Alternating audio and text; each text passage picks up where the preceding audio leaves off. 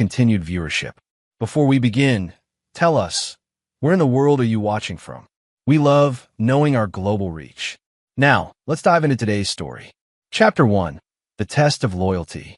Frank Mueller adjusted his safety harness as he hammered the final shingle onto the Andersons' roof. At 42, his weathered hands moved with the precision of someone who had spent 2 decades in construction. The June sun beat down mercilessly, but Frank barely noticed. He had learned long ago to endure discomfort.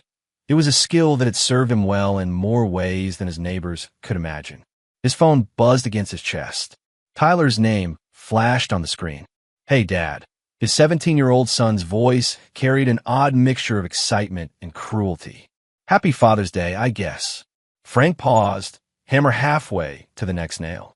Something in Tyler's tone set off alarm bells. "Thanks, son. How was your day with your mother?" "Oh, it was great. Really great, actually." Tyler's laugh held no warmth. "Mom told me some interesting things, like how you're basically broke and we're moving in with Rick. You know, her boyfriend?" The hammer slipped from Frank's grip, clattering down the roof before catching in the gutter. 23 years of marriage, and Linda had finally shown her true colors. But it was Tyler's next words that cut deepest. "Rick's rich and successful, Dad. Unlike you." The teenager's voice grew more animated, feeding off what he perceived as his father's weakness. "Mom's already changed the locks. She said maybe you should get a job that actually pays. $23,000 a year isn't enough for a real man." Frank closed his eyes, feeling something cold and final settle in his chest. His son, his own blood, was laughing at him, mocking the very sacrifices Frank had made to test their family's loyalty. For 3 years, he had lived as a simple contractor, hiding his true wealth to see if his wife and son loved him for who he was, not what he owned. Now he had his answer. "Interesting," Frank said quietly. "What's interesting?" Tyler's laughter faltered slightly at his father's calm tone. Frank pulled out his second phone, the one Linda and Tyler had never seen. "Give me 1 minute, son." The call connected on the first ring. "Donovan Industries, this is Rick Donovan." "Rick, this is Frank Mueller. We need to talk." There was a pause. "Frank Mueller? I don't think I know any. You know my wife, Linda?" "Quite well, from what I understand." Frank's voice remained conversationless, but those who knew him would have recognized the deadly calm. "What you don't know is that I own your company. Half of the past 7 years through Meridian Holdings. Check your corporate structure, Rick. Check who really signs your paychecks." The silence on the other end stretched for nearly 30 seconds. Frank could hear frantic typing, then a sharp intake of breath. That's impossible," Rick whispered. "Meridian Holdings owns 68% of Donovan Industries. I am Meridian Holdings. Every promotion you've received, every bonus, every company car, I approved it all. And Rick," Frank's voice dropped to barely above a whisper, "I'm about to show you what happens when someone takes what belongs to me." Frank ended the call and returned to his original phone. Tyler was still there, but his laughter had died completely. Dad, what was that about?" "Tyler, do you remember when you were 8 and you asked me why I always told you to be loyal to family above all else?" Yeah, I remember. I told you that loyalty isn't just about standing by someone when it's easy. It's about choosing them when the whole world gives you reasons not to." Frank began gathering his tools, each movement deliberate and precise. "Your mother failed that test. And son, so did you." "What are you talking about?" "Dad, you're scaring me." Frank climbed down from the roof with practiced ease. "You should be scared, Tyler, because in about 6 hours, you're going to understand that the man you just mocked, the father you just betrayed, isn't the man you thought he was." He hung up and made his second call of the day. "Morrison, it's Frank. Execute Protocol 7. "Yes, all of it." "And Morrison, make sure Linda and her boyfriend understand that I don't just take what's mine back. I take everything." Chapter 2. The Empire in Shadow. Frank's home, the modest 3-bedroom ranch that Linda had always complained about, sat empty and violated. The changed locks were a nice touch, he thought as he stood in his driveway. It showed just how little Linda understood about who she was really dealing with. Instead of forcing his way in, Frank drove across town to a building Linda had never seen. A sleek glass tower that housed the headquarters of Meridian Holdings. His real office was on the 40th floor, behind doors that required biometric scanners and security clearances Linda couldn't have imagined. Morrison Webb, his chief operations officer and the only person who knew the full extent of Frank's empire, was waiting with files spread across the conference table. "It's done," Morrison said without preamble. "Donovan's been removed as CEO effective immediately." The board meeting was enlightening. Frank nodded, settling into his chair. Morrison had been with him for 15 years, ever since Frank had pulled him out of a corporate scandal that would have destroyed his career. Loyalty, once earned, was rewarded generously in Frank's world. "Tell me about Rick Donovan." Morrison opened the first file. Rick Donovan, 45 years old. MBA from Northwestern, divorced twice, no children. He's been CEO of Donovan Industries for 8 years, believing he earned the position through merit. Morrison's slight smile suggested otherwise. What he doesn't know is that we acquired the company specifically to test his capabilities. He's competent but unremarkable. His salary is $400,000 annually, plus bonuses. His penthouse apartment costs $6,000 a month. His cars are leased through the company, and his country club membership is corporate sponsored. "All of which I've been paying for," Frank said. "And Linda Marie Mueller, née Patterson, 40 years old, community college dropout. She worked as a receptionist at Patterson Marketing when you met her, a company that, incidentally, we acquired 2 years after your marriage." Morrison's expression remained neutral, but Frank caught the implication. "You've been watching her that long? You asked me to monitor potential security risks to your identity. A wife with expensive tastes and flexible morals qualified." Morrison turned to another file. "She's been seeing Donovan for 8 months. She believes he's her ticket to the lifestyle she's always wanted. What she doesn't realize is that everything she's fallen in love with, his wealth, his status, his success, comes from you." Frank stood and walked to the floor-to-ceiling windows overlooking the city. Somewhere down there, Linda was probably celebrating her new life with Rick, neither of them understanding that they were already trapped in a web they couldn't see. "What about Tyler?" Morrison's pause was longer than usual. "That's more complicated. He's 17, Frank. Still a minor. He made his choice." Frank's voice carried no emotion. "He chose to mock me, to laugh at what he thought was my failure. He chose her side over mine. He's still your son." Frank turned back to Morrison, and for a moment, his mask slipped. The pain was there, raw and deep, but it was quickly buried under something harder. "My son died today, Morrison. When he laughed at me, when he chose to hurt me for her entertainment, that was the end. What's left is just a stranger who happens to share my DNA." Morrison nodded slowly. He'd seen Frank write off business partners, competitors, even family members before. Once Frank decided someone was beyond redemption, they ceased to exist in his world. "What are your orders?" Frank returned to his chair and began outlining his plan. It was elegant in its brutality, comprehensive in its scope. By the time he was finished, Morrison was taking notes rapidly, occasionally looking up with something approaching awe. "You're not just going to destroy them," Morrison said finally. "You're going to erase them. I want them to understand what they've lost," Frank said. "I want Linda to realize that the man she thought wasn't good enough for her was the source of everything she coveted in another. I want Rick to understand that his entire adult life has been a performance I paid for. And I want Tyler to learn that choices have consequences, even if you're 17. And after," Frank's smile was cold and final, "after, they can find out what life is really like without me. They want to be free of Frank Mueller the contractor. They'll get their wish." As Morrison left to begin implementation, Frank remained in his office, looking out at the city lights. Tomorrow, Linda and Rick would wake up in a world where everything they thought they knew had changed. They would learn that power wasn't just about money. It was about understanding who really held the strings. And Frank Mueller, the man they had underestimated so catastrophically, held all of them. Chapter 3. The Trap Springs. Linda Mueller stretched luxuriously in Rick's king-sized bed, admiring the view from his penthouse apartment. The city spread out below them, like a promise of a life she'd always deserved. She had called in sick to her job at the boutique. Not that it mattered anymore. Soon she'd never have to work again. Coffee, beautiful. Rick appeared in the doorway, already dressed in his expensive suit. He looked worried, which was unusual. Rick was always so confident, so in control. You seem tense, Linda said, accepting the mug. Everything okay at work? Rick sat heavily on the edge of the bed. There's been some complications. Corporate restructuring. Nothing for you to worry about. What Rick didn't tell her was that he'd spent the previous evening in emergency board meetings trying to understand how he'd been ousted from his own company. The documentation was ironclad, the legal framework unassailable.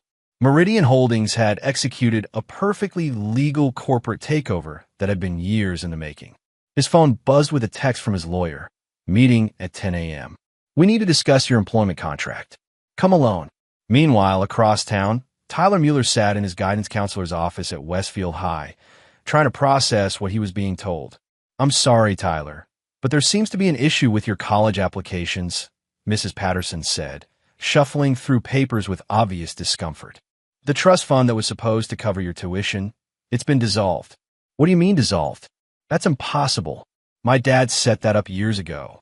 Mrs. Patterson looked genuinely sympathetic. According to the documents I received this morning, Frank Mueller was never the beneficiary of any trust fund. The account was apparently funded by a company called Meridian Holdings, and they've withdrawn their support. Tyler's stomach dropped. That doesn't make sense. My dad's just a contractor. He doesn't have connections to big companies. His phone rang. His mother's number. Tyler, honey, we need to talk. Can you come to Rick's office? Something's happened. The desperation in her voice was something Tyler had never heard before. At Donovan Industries, chaos was barely contained behind corporate politeness. Rick sat across from three lawyers, all wearing expressions that suggested his world was about to collapse entirely.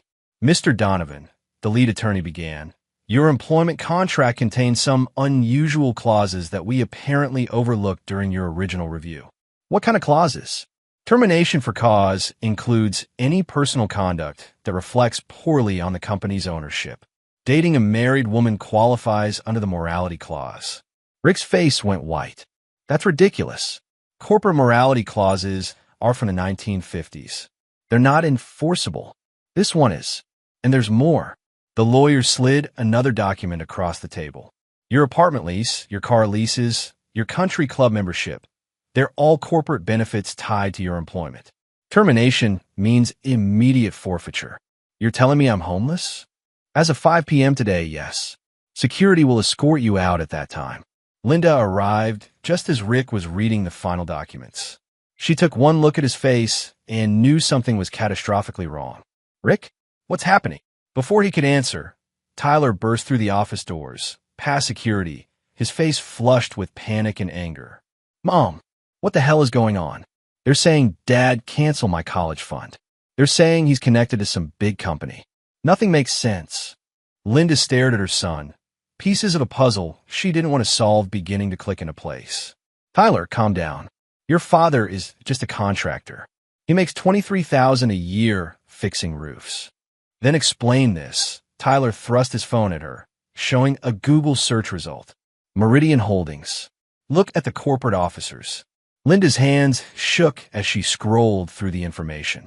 Chairman and CEO, Franklin J. Mueller. Net worth, estimated at $800 million. Primary holdings, construction, real estate, manufacturing, technology. The phone slipped from her fingers, clattering to the floor. That's not possible, she whispered. Frank drives a pickup truck. He wears work boots. He's nobody. Rick stood up slowly, understanding dawning in his eyes. He's not nobody, Linda. He's the man who's been signing my paychecks for 7 years. He owns this company. He owns the apartment, the cars, everything I thought was mine. The office door opened, and Morrison Webb entered with 2 security guards. His expression was politely professional, the look of a man conducting unpleasant but necessary business. Ms. Mueller, Mr. Donovan, Tyler, he nodded to each of them. I'm Morrison Webb, representing Meridian Holdings. I have some documents for you to review. He placed 3 envelopes on the desk. These contain the terms of your separation from Mr. Mueller's life. I strongly suggest you read them carefully. Linda's envelope contained divorce papers and an eviction notice. Rick's contained his termination letter and a lawsuit for corporate asset misuse. Tyler's contained documentation that his college trust fund had never legally existed. It had been a corporate scholarship program that was now discontinued. "This is insane," Linda said, her voice rising to near hysteria. "You can't just destroy people's lives because of a relationship." Morrison's smile was thin and cold. "Mrs. Mueller, your husband spent 3 years living below his means to test your loyalty. You failed that test spectacularly. These aren't punishments. They're simply the natural consequences of your choices." He turned to leave, then paused at the door. "Oh, and one more thing. Mr. Mueller asked me to tell you that the locks on the house have been changed back. He'll be home at 6 if you'd like to collect your belongings. I wouldn't suggest staying long." As Morrison left, the 3 conspirators stared at each other in growing horror, finally understanding that they hadn't just betrayed a simple contractor. They had betrayed a man who owned half the city and who had just declared war on them all. Chapter 4. The Reckoning Begins.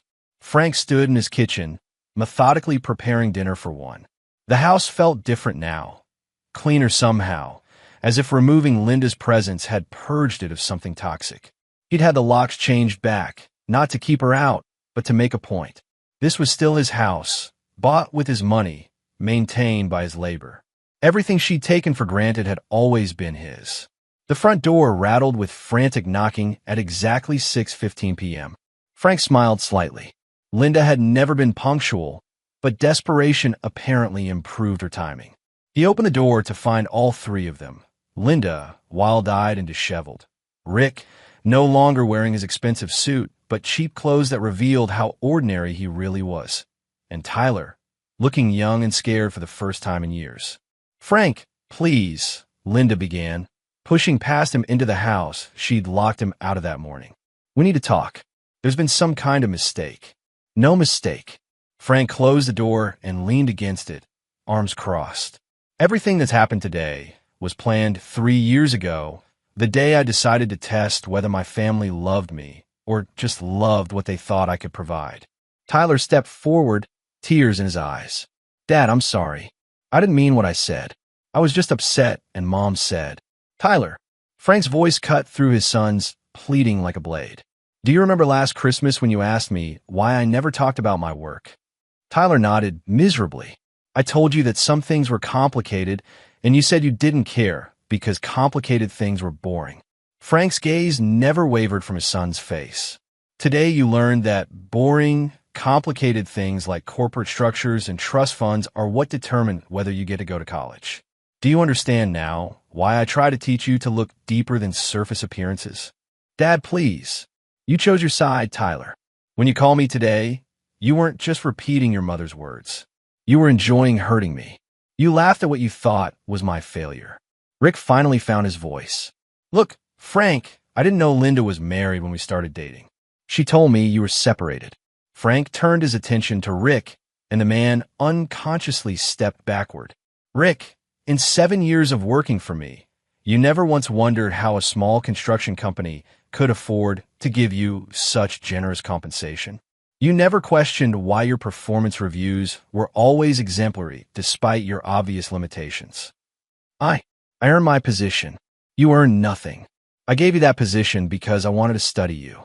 I wanted to understand what kind of man my wife would choose over me." Frank's smile was devoid of warmth. "Turns out, she chose someone even more ordinary than she thought I was." Linda moved closer to her husband, desperation making her bold. "Frank, I made a mistake. I see that now. But we've been married 23 years. That has to count for something. It counted for 3 years, Linda. 3 years where I lived in this modest house, drove an old truck, and worked with my hands to see if you loved Frank Mueller or just loved what Frank Mueller could buy you." Frank's voice remained conversational, but there was steel underneath. "Every time you complained about money, every time you looked at me with disappointment, every time you hinted that I wasn't enough, I was testing you. And Linda, you failed every single test. He walked to the kitchen and returned with a stack of photographs. Do you recognize these? Linda's face went pale as she flipped through images of herself and Rick at restaurants, hotels, shopping trips. Every moment of their affair had been documented with professional precision. I've known about your relationship for 8 months, Frank continued. I could have stopped it at any time. I chose not to because I wanted to see how far you'd go. I wanted to see if you'd ever feel guilty enough to confess, or if you'd respect our marriage enough to end it before pursuing someone else. You were watching me? Linda's voice was barely a whisper. I was giving you every opportunity to prove me wrong. Right up until the day, I hoped you might surprise me. Tyler looked between his parents, finally beginning to understand the magnitude of what was happening.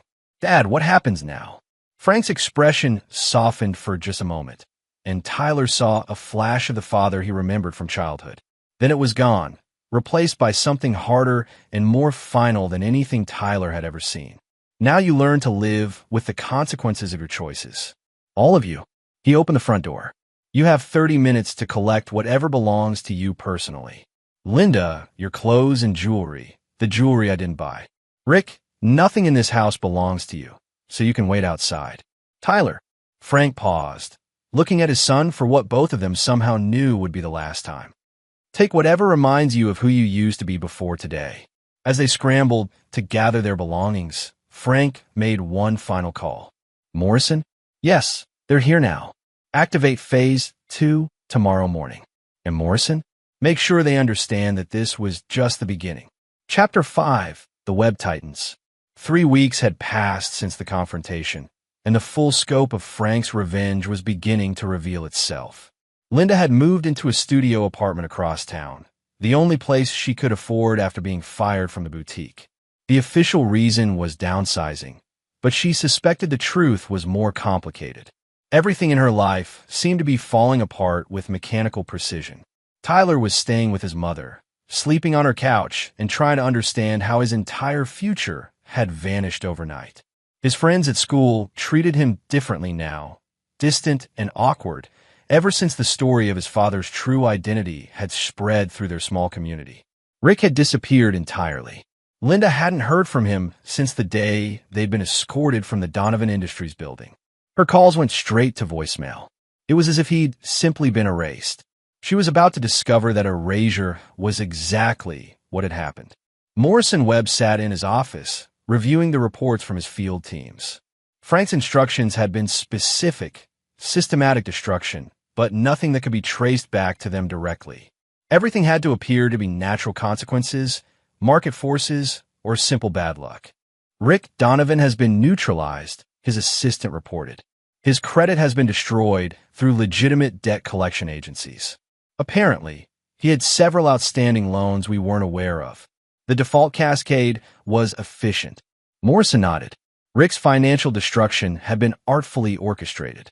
Old debts have been sold to aggressive collection agencies. Credit reports have been updated to reflect previously unreported delinquencies, and legal notices have been filed in jurisdictions where Rick was unlikely to respond in time. Within 2 weeks, the man had been reduced to living in a weekly rate motel, unable to secure employment or housing. And Linda Mueller? Her employment network has been compromised. Every job interview she's had has been followed by phone calls expressing concern about her character references. The divorce proceedings are advancing rapidly due to her inability to secure adequate legal representation. Tyler, the assistant, hesitated. The boy has been asking questions. He's smart, and he's starting to piece together that none of this is coincidence. He's also been trying to contact his father. Morrison considered this. Frank had been clear that Tyler was to face consequences, but the boy was still a minor. There were legal and ethical boundaries, even in revenge. Continue monitoring, but no direct action against Tyler unless he becomes a problem. Frank may be angry, but he's not stupid. We don't target children. What Morrison didn't know was that Tyler had already crossed a line that would force Frank's hand. That evening, Tyler stood outside the Meridian Holdings headquarters, studying the building where his father, the stranger who had been masquerading as a simple contractor, apparently ran his empire. Security was tight, but Tyler had learned patience from watching his father work. He waited until the shift change at midnight, then slipped through a service entrance that was briefly unmanned. The 40-floor climb took him nearly an hour, but he was determined to confront Frank in his real environment, away from the modest house that now seemed like an elaborate stage set. Frank's office was dark when Tyler finally reached it, but the door was unlocked. Tyler slipped inside, surprised by the opulence that his father had hidden so completely. Awards covered one wall. Corporate photos showed Frank shaking hands with mayors and governors, and the view from the window revealed a city that Tyler was only now realizing his father largely owned. "You're trespassing." Tyler spun around to find Frank sitting in the shadows behind his desk. He was still wearing work clothes, but something about his posture in this environment made him seem different, more dangerous. "Dad, Frank, you lost the right to call me Dad when you chose to hurt me for your mother's entertainment." Tyler's courage wavered, but desperation drove him forward. "I came to ask you to stop. Whatever you're doing to Mom, to Rick, just stop. I get it, okay? You're rich and powerful, and we didn't know. We made a mistake. But this is insane." Frank stood and walked to the window, his back to Tyler. "Do you know what I was doing 3 years ago when I decided to test your mother's loyalty? Working construction. I was recovering from a hostile takeover attempt that nearly destroyed everything I'd built. Men I trusted, partners I'd worked with for decades, tried to steal my companies from me." Frank's voice was quiet but carried clearly in the silent office. "I learned something important from that experience. Loyalty isn't just about love. It's about choosing someone even when you have good reasons not to." He turned to face Tyler. "Your mother didn't just choose another man over me. She actively worked to destroy whatever respect you had for me. She turned my own son into a weapon against me. She was hurt and angry. People say stupid things when they're hurt. Tyler, your mother wasn't hurt when she started her affair with Rick. She was bored. She was disappointed in the life she thought she'd chosen." Frank's eyes held a sadness that Tyler had never seen before. "I gave her 23 years of my life, and when she thought I had nothing left to offer, she threw me away like garbage." "So you're destroying her life? Destroying Rick's life? What kind of person does that?" Frank's expression hardened. "The kind of person who doesn't accept betrayal. The kind of person who believes actions have consequences." Tyler stepped closer to his father's desk, desperate to reach whatever remained of the man who had taught him to ride a bike and helped him with homework. "What about me, Dad? I'm your son. Doesn't that mean anything?" For a moment, Frank's mask slipped entirely. Tyler saw pain, disappointment, and something that might have been love. Then it was gone. "You stopped being my son when you chose to mock me. When you laughed at what you thought was my failure. When you decided that a stranger's money was more important than your father's love. I was 17. I was stupid and angry, and I didn't understand. You understood enough to hurt me deliberately. You understood enough to choose your mother's side over mine." Frank walked around the desk until he was standing directly in front of Tyler. "I spent your entire childhood teaching you about loyalty, about family, about choosing character over comfort. The moment you were tested, you failed." Tyler felt tears streaming down his face. "So that's it? You're just going to pretend I don't exist?" "Tyler, you made that choice first. You called me on Father's Day to tell me I wasn't good enough, that another man was replacing me, that my own son thought I was a failure." Frank's voice remained steady, but Tyler could see the cost of this conversation in his father's eyes. "You can't unmake that choice. You can't take back that laughter. People change. People grow up. I could." "No." Frank's finality was absolute. "Some bridges, once burned, can't be rebuilt. Some trust, once broken, can't be repaired. You're 17, Tyler. In 8 months, you'll be an adult. You'll face the world with the character you've chosen to develop, and you'll live with the consequences of the choices you've made." Tyler stared at his father, seeing a stranger who wore a familiar face. "You're really going to let Mom destroy herself rather than forgive her?" "Tyler, I'm not destroying your mother.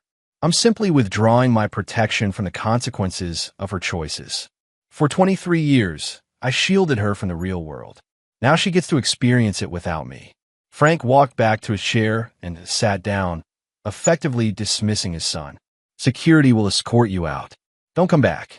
Tyler reached the door before turning back one last time. I used to think you were the best man I knew. Frank didn't look up from the papers on his desk. I used to think you were my son. After Tyler left, Frank sat alone in his office until dawn, staring out at the city lights and wondering if there was a price too high to pay for absolute loyalty. He decided there wasn't. Chapter 6. No Mercy. The Riverside Community Center was hosting its weekly support group for families in crisis, and Linda found herself sitting in a circle of folding chairs, surrounded by people whose lives had also imploded in various ways. She'd been attending for 2 weeks, partly for the free coffee and partly because it was the only place where her story didn't sound. "Linda, would you like to share this week?" asked Dr. Patricia Vance, the volunteer counselor who ran the group. Linda looked around at the familiar faces, single mothers, unemployed fathers, elderly people struggling with medical bills. A month ago, she would have pitied them. Now she was one of them. "My husband is systematically destroying my life," she began, her voice hollow. "Not just financially, everything. Every job interview I go to ends with them suddenly deciding I'm not qualified. My credit score changes daily. Bills I never owed are showing up in collections. It's like he's erasing me." A woman named Cheryl nodded sympathetically. "Vindictive ex-husbands can be brutal. My ex used to hide my car keys so I'd be late for work." Linda almost laughed. "If only it were that simple. You don't understand. My husband owns companies. Major companies. He has resources I didn't even know existed." She pulled out her phone and showed them a photograph of Frank from a business magazine. "This is him. This is the man I thought was a struggling contractor."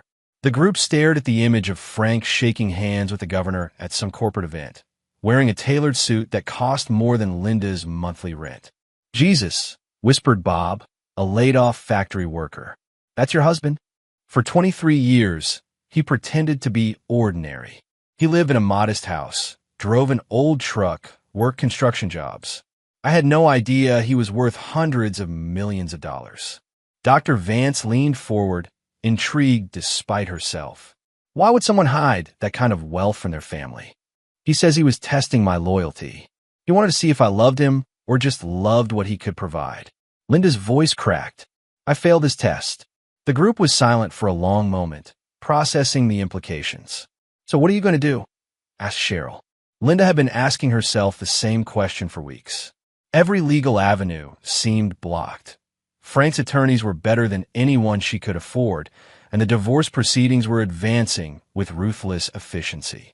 He was giving her nothing beyond what the law absolutely required, and even it seemed designed to humiliate her. "I don't know," she admitted. "I keep thinking there has to be something. Some way to make him understand that destroying me won't fix what went wrong between us." What Linda didn't know was that Frank had no interest in fixing anything. 3 floors above the community center, in the offices of Patterson Marketing, one of the many companies Frank had quietly acquired over the years, Morrison Webb was conducting his weekly briefing. "Linda Mueller has been neutralized as a threat," he reported to Frank via secure video call. "Her ability to cause financial or reputational damage is essentially zero. Rick Donovan has left the state entirely, apparently found work as a night shift security guard in Phoenix under an assumed name." Frank nodded from his office. "And Tyler, the boy is struggling academically. Without the college trust fund, his guidance counselor says his options are limited to community college or military service. He's been working part-time at a grocery store to help his mother with rent." "Good. Reality is an excellent teacher." Morrison hesitated. "Frank, I have to ask, how long does this continue?" "Linda Mueller is essentially homeless. Tyler is a 17-year-old kid whose entire future has been destroyed. At what point is the lesson learned?" Frank's expression didn't change, but something cold flickered in his eyes. "Morrison, did I ever tell you about my father?" "No, sir. Vincent Mueller was a mechanic who owned 2 gas stations. Not wealthy, but comfortable. When I was 16, my mother ran off with the man who supplied parts to Dad's shops. She took everything, cleaned out the bank accounts, sold her jewelry, even took the family car." Frank paused, staring out his office window. Dad never got over it. He died broke and bitter, destroyed by trusting someone who betrayed him the moment a better option appeared. Morrison waited, understanding that this was leading somewhere important. I swore I would never be that weak. I would never trust someone so completely that their betrayal could destroy me. Frank's voice carried the weight of a promise made decades ago. Linda chose her path when she decided I wasn't enough. Tyler chose his when he decided to mock me for her entertainment. They're both adults now, Morrison. Adults live with the consequences of their choices. Tyler's still in high school. Tyler's old enough to understand loyalty and betrayal. Old enough to choose cruelty over compassion. Old enough to laugh at his father's pain. Frank's finality was absolute. Some lessons can only be learned through loss. Morrison. And some bridges, once burned, are meant to stay that way. The call ended, and Morrison sat back in his chair, troubled by what he'd heard. He'd worked for Frank for 15 years, had seen him make difficult decisions, had watched him destroy competitors and rivals without hesitation. But this felt different. This felt personal in a way that might be consuming the man Morrison respected more than anyone else in the world. Meanwhile, across town, Tyler Mueller was stocking shelves at Westfield Market, trying to process how his life had changed so completely in just 6 weeks. His co-workers were friendly enough, but he could see the curiosity in their eyes. Everyone in town knew the story by now. How Frank Mueller, the quiet contractor, had revealed himself to be one of the wealthiest men in the state, and how his family had betrayed him so spectacularly that he'd cut them off entirely. Some people sympathized with Tyler, seeing him as a victim of his parents' war. Others whispered that he must have done something terrible to earn such complete rejection from his father. Tyler knew which group was right. As he arranged cans of soup on the shelf, he thought about the conversation in his father's office, about the look in Frank's eyes when Tyler had called him Dad and been corrected. He thought about the laughter, about the cruel joy he'd felt when he thought he was kicking a man who was already down. He thought about the father who had taught him to throw a baseball, who had helped him with math homework, who had never once raised his voice in anger despite Tyler's teenage rebellion. That man was gone, replaced by a stranger who had the resources to destroy lives and the will to use them. Tyler was beginning to understand that some mistakes were too big to fix, some words too cruel to take back, and some fathers too powerful to forgive. Chapter 7. The Price of Pride. 6 months after Father's Day, Linda Mueller stood in the lobby of the Riverside Hotel, holding a cleaning cart and trying to invisible. The hotel was one of the nicer establishments in town. 4 stars, business clientele, the kind of place she'd once stayed during weekend getaways with Frank. Now she cleaned the rooms. The irony wasn't lost on her that the hotel was owned by Meridian Holdings, Frank's company. Every paycheck she received, every hour she worked, was ultimately at his discretion. He could fire her with a phone call, but he didn't. Instead, he let her work, let her earn just enough to survive in her studio apartment, let her maintain the barest threads of dignity while knowing that her survival depended entirely on his continued tolerance. It was, Linda had come to realize, a far more sophisticated form of torture than simple destruction would have been. "Linda, you got the penthouse today," said Sandra, the head of housekeeping. There was sympathy in her voice. Everyone knew Linda's story by now, and most of the staff felt sorry for her. The guest checked out early, so it should be straightforward. Linda nodded and pushed her cart toward the elevator. The penthouse was the hotel's most expensive suite, the one that Rick used to book for their afternoon meetings when they thought they were being discreet. She wondered if Frank had assigned her to clean it deliberately, just to drive the point home. The suite was immaculate when she entered. Whoever had stayed there had barely disturbed anything. As she worked, Linda found herself thinking about Tyler. Her son had gotten his GED and was working full-time now, talking about community college but unable to afford it. He'd grown quieter over the past few months, more serious, as if the weight of understanding what they'd lost was finally sinking in. She was stripping the bed when she heard the suite door open. "I thought I might find you here." Linda froze. She knew that voice, had been married to it for 23 years. Slowly, she turned to see Frank standing in the doorway, wearing a business suit that probably cost more than she'd earned in the past month. "Frank." Her voice came out as barely a whisper. He looked older, she noticed, tired in a way that had nothing to do with physical exertion. Success hadn't made him happy. If anything, He seemed more remote than ever. "How are you, Linda?" The question was so absurd that she almost laughed. "How do you think I am? I'm cleaning hotel rooms for minimum wage. I'm living in a studio apartment with no furniture. I'm exactly where you wanted me to be." Frank walked to the window, looking out at the city below. "This isn't where I wanted you to be. This is where you chose to be." "I chose." Linda's voice rose dangerously. "I chose to have my entire life destroyed because I made one mistake." "One mistake?" Frank turned to face her, and Linda saw something she'd never seen in his eyes before. Genuine confusion. "Linda, you had an affair for 8 months. You mocked me to our son. You changed the locks on our house and told Tyler I was worthless." Exactly which part of that was one mistake? Linda felt tears burning her eyes. "I was unhappy, Frank. I was tired of struggling, tired of watching other wives have things I could never afford. I didn't know." "You didn't know what?" "That I loved you enough to give you everything if you'd just been patient enough to trust me." Frank's voice remained calm, but Linda could hear the pain underneath. 23 years, Linda. 23 years of marriage, and the moment you thought I had nothing left to offer, you threw me away. That's not fair. You hid who you were. You made me think we were poor. I was protecting you from the kind of people who would use you to get to me. I was making sure that if someone loved me, they loved me for who I was, not what I owned. Frank's laugh was bitter. Turns out I was right to be cautious. Linda sank into one of the suite's expensive chairs, suddenly exhausted. "So what now, Frank? You've proven your point. You've shown me what life is like without your protection. How long does this continue?" Frank studied her for a long moment. "What do you want me to say, Linda? That I forgive you? That we can go back to the way things were? I want you to show mercy. I want you to remember that you loved me once. I did love you. I loved you enough to build an empire and hide it from the world just to keep you safe. I loved you enough to live below my means for 3 years to make sure you loved me back." Frank's voice grew quiet. "But love without loyalty is worthless. Trust without faithfulness is meaningless. People make mistakes, Frank. People change. Some changes are permanent. Linda, some choices can't be undone." Frank walked toward the door, then paused. "I've been thinking about what you said that day Tyler called me.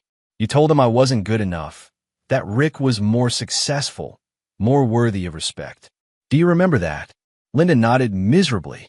"The truth is, Linda, I wasn't good enough. Not for you. Because you needed someone who would fight for you, who would prove their worth every day, who would compete for your attention and affection."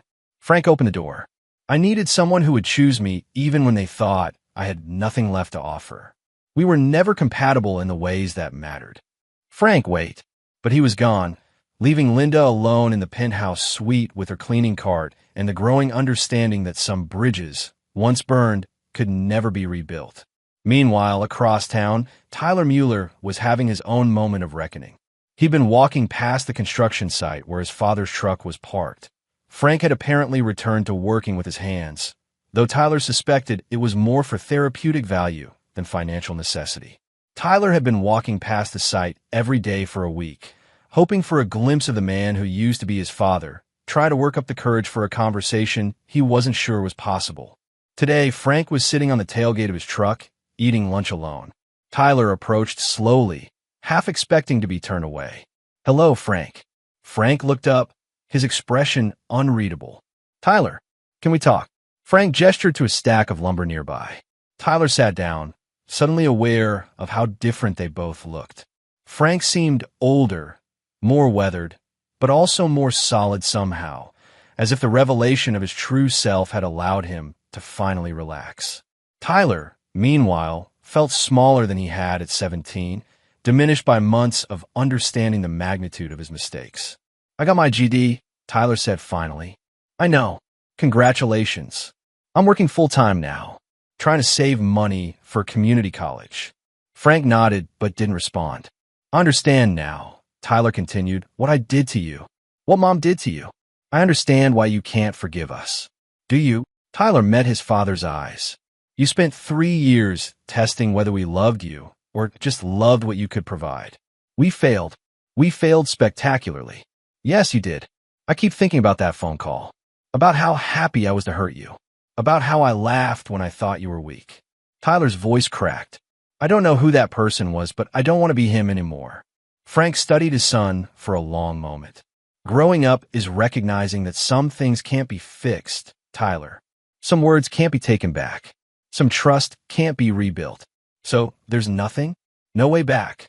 Frank's expression softened slightly, and for a moment Tyler saw a flash of the father he remembered. Then it was gone. Tyler, the boy who called me on Father's Day and laughed at my pain. That boy was my son. The young man sitting here now, understanding the weight of his choices. You might be someone I could respect, but you're not my son anymore. Tyler felt the finality of it settle over him like a shroud. I understand. I hope you do. I hope you take that understanding and build something better than what you were. Frank stood up, gathering his lunch. But you'll build it without me. As Frank walked away, Tyler remained sitting on the lumber, finally understanding that some consequences were permanent, some losses absolute. His father had taught him one final lesson, that actions have prices, and some prices are too high to ever fully pay. Chapter 8. The Final Gambit. 2 years had passed since the Father's Day phone call that destroyed the Mueller family. Linda had found a strange kind of peace in her diminished circumstances, though she suspected Frank had quietly ensured she wouldn't fall into complete destitution. Her rent was somehow always affordable, her shifts at the hotel were steady, and while she lived simply, she lived. Tyler had surprised everyone, including himself. Working his way through community college while maintaining a full-time job had taught him discipline he'd never possessed as a teenager. He was studying business administration, and his professors frequently commented on his unusual maturity and work ethic. What they didn't know was that every success felt hollow without the approval of the man who had once been his father. Frank had returned to his true nature, a successful businessman who happened to enjoy construction work. He'd sold several companies, consolidated others, and had begun focusing on philanthropic work.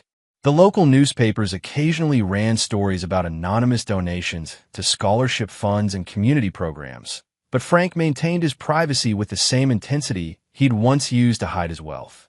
On a cold February morning, Tyler made a decision that would either end his exile permanently or give him the closure he desperately needed. He walked into the Meridian Holdings headquarters and asked to see Morrison Webb. Tyler Mueller to see you, sir, the receptionist announced over the intercom. He says it's about his father. Morrison appeared in the lobby 15 minutes later, looking older but still sharp. He studied Tyler with curiosity. The young man had filled out over the past 2 years, looked less like a sullen teenager and more like someone who had learned hard lessons about life. Tyler, this is unexpected. Mr. Webb, I need to ask you something, and I need you to give me an honest answer. Morrison gestured toward his office. I'll listen. They sat across from each other in Morrison's conference room, and Tyler got straight to the point. Is my father having me watched? Morrison's expression didn't change. Why would you think that? Because somehow, every time I've been in real trouble over the past 2 years, help has appeared. When I couldn't afford textbooks, I found an envelope with cash in my locker. When my car broke down, a mechanic offered to fix it for free because he said someone had prepaid the work. When I applied for that scholarship last semester, I was mysteriously selected despite having average grades. Morrison remained silent. I know he's protecting me, Mr. Webb, just like he's protecting Mom. She thinks she's surviving on her own, but I bet if you checked, you'd find that her rent is below market rate. Her job is more secure than it should be, and her medical insurance is better than a hotel cleaning lady should be able to afford. Morrison finally spoke. What makes you think your father would help people who betrayed him so completely? Tyler leaned forward. Because despite everything we did to him, despite how badly we hurt him, he's still my father. And more than that, he's still a good man. He's punishing us, but he's not trying to destroy us completely. Even if that were true, what would you want me to do about it? Tyler pulled out an envelope and placed it on the table. I want you to give him this letter, and I want you to tell him that I'm done accepting his help. Morrison picked up the envelope but didn't open it. Tyler, if your father wanted to communicate with you, you would have done so by now. I know. This isn't about communication. This is about me proving that I've finally learned the lesson he was trying to teach me, which is, Tyler stood up. That real strength comes from standing on your own. That character is what you do when no one is watching, when no one is helping, when you have nothing but your own choices to rely on. He paused at the door. Tell him I said thank you. For everything. Even for the pain. Especially for the pain. After Tyler left, Morrison sat alone with the letter for nearly an hour before calling Frank. We need to meet, Morrison said simply. They met that evening in Frank's office, the same room where Tyler had confronted his father 2 years earlier. Morrison placed the letter on Frank's desk without comment. Frank stared at it for a long moment before opening it. Morrison watched his face as he read, seeing emotions Frank rarely allowed himself to display. Finally, Frank set the letter down. What did you think of him? He's not the same boy who called you that day, Morrison said carefully. He's grown up, learned responsibility, learned consequences. And Linda, she's different too. Quieter. She works hard, doesn't complain, treats her coworkers well. The staff at the hotel respects her. Morrison paused. She asks about you sometimes. Wonders if you're happy. Frank walked to his window, looking out at the city lights. Do you think I was wrong, Morrison? To cut them off so completely? Morrison had been waiting 2 years for this question. I think you did what you thought was necessary to protect yourself from being hurt again. Whether it was right or wrong isn't for me to judge. They destroyed something in me that day, Morrison. The ability to trust completely, to love without reservation. I don't know if that can ever be repaired. Maybe the question isn't whether it can be repaired. Maybe the question is whether you want to try. Frank was quiet for a long time. What did Tyler say when he left? He said to tell you thank you. For everything. Even for the pain. Especially for the pain. Frank closed his eyes. Especially for the pain. He understands now what you were trying to teach him. About choices, about consequences, about character. Morrison moved closer to the window. The question is, what do you want to do with that understanding? Frank picked up Tyler's letter and read it again. Then he walked to his desk and began writing his own letter. Morrison, I want you to deliver this to Tyler tomorrow. And then I want you to arrange a meeting. With Tyler. With both of them. Linda and Tyler. It's time we finish this conversation properly. Morrison took the letter Frank handed him. Are you sure about this? Frank looked older in that moment, worn down by 2 years of anger and isolation. No, but I'm tired of being alone with my righteousness. And maybe Tyler's right. Maybe the lesson has been learned. As Morrison left to arrange the meeting that would determine whether the Mueller family could ever be whole again, Frank stood alone in his office, holding his son's letter and wondering if forgiveness was a luxury he could finally afford, or a weakness he still couldn't risk. Chapter 9. Resurrection. The meeting was set for neutral ground, a small conference room in a downtown office building that Frank owned, but neither Linda nor Tyler had ever seen. Morrison had delivered Frank's letter to Tyler with simple instructions. Tomorrow, 2 p.m., bring your mother. Tyler had found Linda at the hotel in the middle of her shift. When he showed her Frank's handwriting on the envelope, her hands shook so badly she could barely hold it. You want to see us? She whispered. Both of us. Together. Linda sat down heavily in one of the hotel lobby chairs, ignoring the curious glances from guests. Tyler, I don't know if I can do this. It's been 2 years. What if he's still angry? What if he can't forgive us? What if this is just another test we're going to fail? Tyler sat beside his mother, understanding her fear because he felt it too. Mom, we already lost everything. We already know the worst-case scenario. At least this way, we'll finally know where we stand. The next day, they arrived 10 minutes early and waited in the building lobby, both dressed in their best clothes, which weren't very good. Linda wore a dress she'd bought at a thrift store, and Tyler wore his only suit, purchased for high school graduation and now slightly too small. Morrison appeared at exactly 2 p.m. He's waiting for you. The conference room was small and simple, with a rectangular table and 6 chairs. Frank sat at one end, wearing work clothes, jeans, a flannel shirt, work boots. He looked like the man they'd known before everything fell apart, except for his eyes. His eyes held 2 years of accumulated pain and anger and something else that might have been hope. Linda and Tyler sat across from him, suddenly aware of how much they'd both changed. Linda looked older, worn by work and worry, but somehow more authentic than she'd been during her marriage.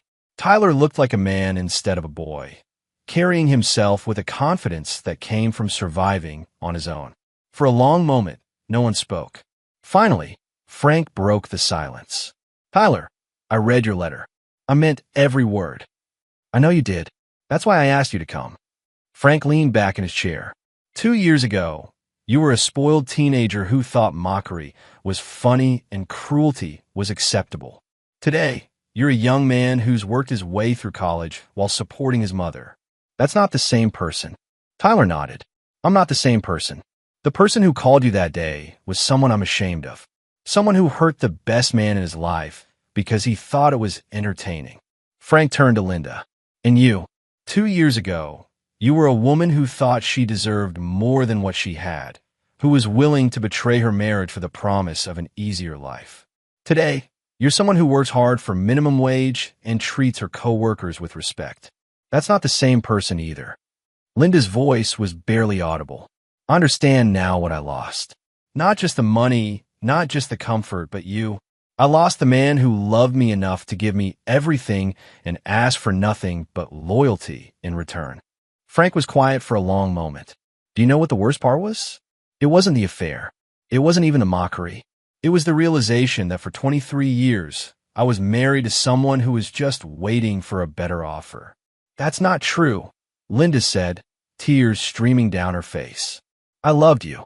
You loved the idea of me. You loved what you thought I could provide. But you never loved me enough to trust me, to believe in me when things seemed difficult." Frank's voice remained calm, but the pain was evident. "When you thought I was failing, you didn't stand by me. You replaced me." Tyler spoke up. "What can we do? How we prove that we've changed?" Frank smiled sadly. "Tyler, that's the wrong question. You don't need to prove anything to me anymore. You've both learned to stand on your own, to face consequences, to build character through adversity. That was the lesson. Then why are we here?" Linda asked. Frank stood and walked to the window. "Because I've learned something too. I've learned that being right isn't the same as being happy. That justice isn't the same as peace. That punishing people you once loved doesn't make the love disappear. It just makes it hurt more." He turned back to face them. "I spent 2 years being angry, and I had every right to be angry.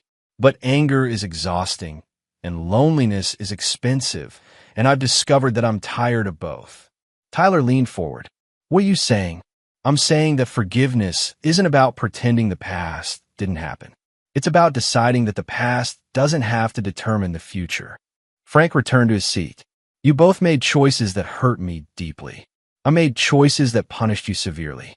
We're all different people now because of those choices." Linda found her voice.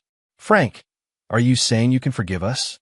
Frank was quiet for a long time, studying both of their faces. "I'm saying that Tyler is no longer the boy who mocked me, and Linda is no longer the woman who betrayed me. You're both people I don't know very well yet, but people I might like to know better." "What does that mean, practically?" Tyler asked. "It means we start over. Not as if the past didn't happen, but acknowledging that people can change, that character can be rebuilt, that trust can be earned again, slowly, carefully, with full understanding of what was lost the first time." Frank reached into his pocket and pulled out 2 keys. "Linda, this is to a house on Maple Street. It's small but comfortable, and it's yours for as long as you want it. Tyler, this is to an apartment near the college. Your tuition has been paid through graduation." Linda stared at the key in her palm. "Frank, I can't accept this. Not after. You can accept it because you've proven you can survive without it. The woman who betrayed me was motivated by greed and fear. The woman sitting here now has learned to work hard and live simply. I'm not giving you charity, Linda. I'm offering you the foundation to build whatever life you choose to build." Tyler was holding his key like it might disappear. "What about you? What do you fit in this new life we're supposed to build?" Frank's smile was real for the first time in 2 years. "That depends on what kind of people you choose to be going forward. The father you remember is gone. You killed him that day on the phone. But the man sitting here now might be someone you could learn to respect, and who might learn to trust you again." "How do we do that?" Linda asked. "The same way we did everything else, one choice at a time. one day at a time, one conversation at a time. Frank stood up. But this time, we do it with full knowledge of who we really are, what we're really capable of, and what the real cost of betrayal can be. As they prepared to leave, Tyler turned back to his father. Frank, thank you for the lesson, for the consequences, and for this chance. Frank nodded. Tyler, I was never trying to destroy you. I was trying to save you from becoming someone you couldn't live with. The question now is whether you can become someone I can learn to love again. I'm going to try. That's all anyone can do. 6 months later, Frank received an invitation to Tyler's college graduation. At the bottom, in Tyler's handwriting, was a simple note. I know I'm not your son anymore, but I hope someday I might be someone you're proud to know. Frank wrote back, you already are. And for the first time in 3 years, Frank Mueller, contractor, businessman, and father, smiled without reservation, understanding that some stories end not with revenge or forgiveness, but with the possibility of becoming better than who you were before the breaking began. The choice, as always, was up to them. And there you have it. Another story comes to an end. What did you think? I'd love to hear your thoughts in the comments below. If you enjoy this story, consider joining our community by subscribing. It means the world to us. For more stories like this one, check out the recommended videos on screen. And I'll see you there.